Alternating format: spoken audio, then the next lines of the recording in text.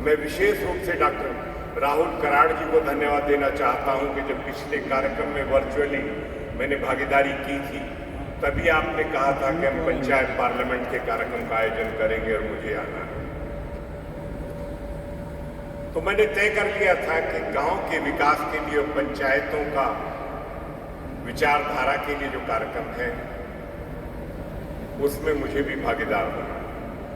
अभी हमने राजस्थान से छवि जी को सुना और पंजाब से पंथदीप सिंह जी को सुना। मित्रों, ये शिक्षा की देन है। गांव के विकास के भागीदारी की जो दोनों उदाहरण हैं, ये शिक्षा है दोनों नौजवानों की। इसीलिए उन्होंने गांव के विकास को एक नई दिशा देने का कार्य किया। देश के उन समस्याओं का समाधान की योजनाओं को मूर्त रूप गांव स्तर पर देने के लिए कार्य किया। गांव को रास्ते भी चाहिए, गांव को सैनिटेशन के संसाधन भी चाहिए, पीने का पानी भी चाहिए, बिजली भी चाहिए, छोटे छोटे कुटीर उद्योग धंधे भी चाहिए। और मैं मित्रों एक बात कहना चाहता हूं कि प्रधानमंत्री खुद बार बार कह रहे हैं आत्मनिर्भर भारत बनाना है। Make in India, skill India, vocal for local, ये सब ग्रामीण विकास की योजनाओं के लिए। कृषि के क्षेत्र में चाहे फसल बीमा योजना है वो गांव से ही लागू होती है। किसान क्रेडिट कार्ड है, बैंक से लोन मिलता है। पंथजीत सिंह जी आप सही कह रहे थे कि वो भी गांव के पंच और सरपंच की भागीदारी होती है, तभी उसमें किसान की समस्या का समाधान होता है। क्योंकि शहरों का जो विकास की गति रही है आजादी से लेकर अब तक, उसके मुकाबले में ग्रामीण विकास कहीं पिछड़ गया था। और गांव के विकास की योजनाओं को जिस तरीके से लागू किया जाना था उसमें हम कहीं चूक गए, इस बात में कोई दो राय नहीं। और आज विकास की योजनाओं को पूरी तरह से गांव के विकास के लागू करने के लिए पंच और सरपंचों का पूरी तरीके से अधिकार है। ग्राम पंचायतों का उसमें सबसे बड़ा योगदान है, सबसे बड़ा अहम जिम्मेदारी है। मैं विशेष रूप से एक बात अपने पंच और सरपंचों से और देश के तमाम गांव पंचायतों के अध्यक्षों से और प्रधानों से निवेदन करना चाहता हूं मंच के माध्यम से कि आने वाले समय में जल ही जीवन है। गांव का पानी गांव में और खेत का पानी खेत में आपको स्वीकार करना पड़ेगा, उसको बचाने के लिए काम करना पड़ेगा।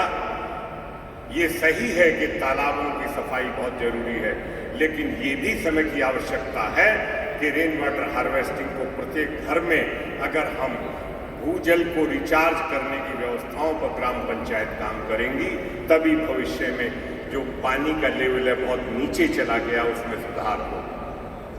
और दूसरी बात है, सोलर एनर्जी में भी ग्राम पंचायतों को आगे आना होगा, भागीदारी बढ़ानी होगी। बिजली की कमी को दूर करने के लिए भी आपको बहुत बड़ा दायित्व निभाना होगा। प्राकृतिक संसाधन जो है वो ग्राम पंचायत के क्षेत्र में ही आते हैं। अलग अलग प्राकृतिक संसाधन है, उनका दोहन किया जा रहा है, लेकिन उनका सही अर्थों में सही तरीके से सदुपयोग कैसे हो, ये ग्राम पंचायतों का दायित्व बनता है। उनको इसको बारीकी से अध्ययन करके और मजबूती से आगे चलना होगा, तभी ग्राम का विकास होगा। मॉडल विलेज का मतलब है उस गांव में पोस्ट ऑफिस भी हो, उस गांव में बैंक भी हो, उस गांव में इंटर कॉलेज कम से कम हो, उस गांव के अंदर प्राइमरी हेल्थ सेंटर हो, उस गांव के अंदर जो है तमाम वो संसाधन हो जो आवश्यकता है, प्राइमरी आवश्यकता है प्रत्येक देश के नागरिक की। ग्रामीणों की भी वही जरूरतें हैं, उनको पूरा करें।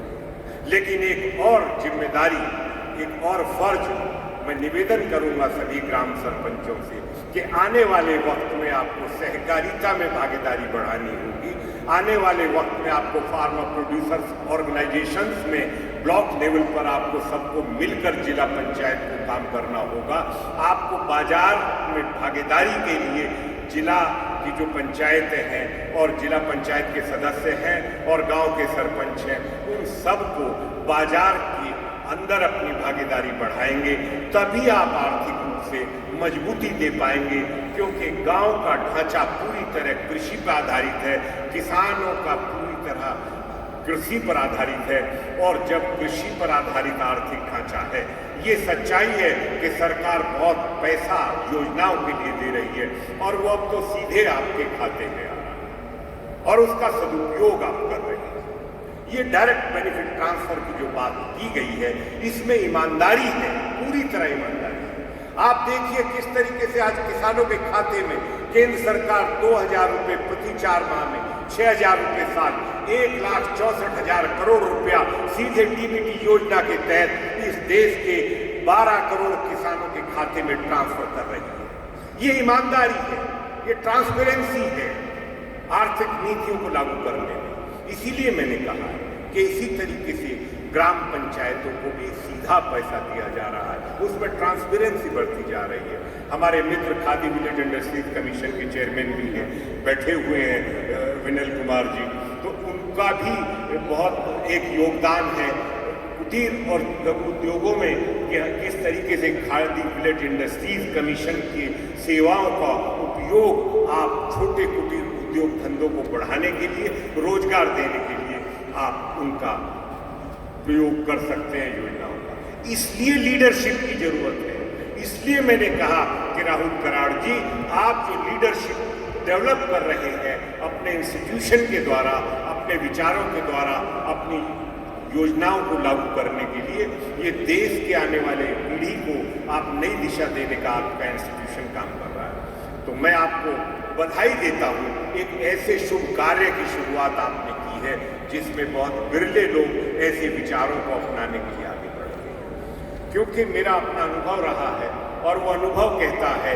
कि टेक्नोलॉजी हमेशा आवश्यकता है, टेक्नोलॉजी विकास की जर्नी है, लेकिन कौन सी टेक्नोलॉजी जो गांव की आवश्यकता है, जो गांव के ग्रामीणों की आवश्यकता है, वो टेक्नोलॉजी आपको अडॉप्ट करनी है। इसलिए लीडरशिप की गांव में जरूरत है, क्योंकि छवि जी जो है उनकी एजुकेशन है, पंथ जो है उनकी एजुकेशन है, इसलिए लीडरशिप डेवलप हुई है। लेकिन आज भी देश में ऐसे भी क्षेत्र हैं जहां महिला प्रधान है, जहां महिला सदस्य है जिला पंचायत में, महिला पार्षद है महानगरों में, लेकिन उनके पति जो है वो उनको कंट्रोल करते हैं, क्योंकि वो शिक्षा की एक छोटी सी उसमें अभी सुधार की आवश्यकता है। और जैसे जैसे शिक्षित समाज बढ़ेगा, जैसे जैसे शिक्षा बढ़ेगी, वैसे वैसे गांव का विकास होगा और उसी तरीके से ग्राम पंचायत मजबूत होगी, इसमें कोई दो राय नहीं है। तो मेरा आपसे इस कार्यक्रम के माध्यम से यही कहना था कि आदर्श गांव जो आपको अपनाना है, बनाना है, आपके पास समय है और आप चुनाव लड़े या ना लड़े, लेकिन आपका दायित्व है, आपका पूर्व सरपंच होने के बाद भी आपकी पूरी भागीदारी विकास में होनी चाहिए, ऐसा मेरा मानना है। और उसको हर अच्छे कार्य को जो है सबको मिलजुल कर गाँव के लिए करना है। तो गाँव के विकास की जो नींव है वो आप हैं और आप मील का पत्थर साबित होंगे, आप योजनाओं को मूर्त रूप देंगे, ऐसी मैं कामना करता हूं।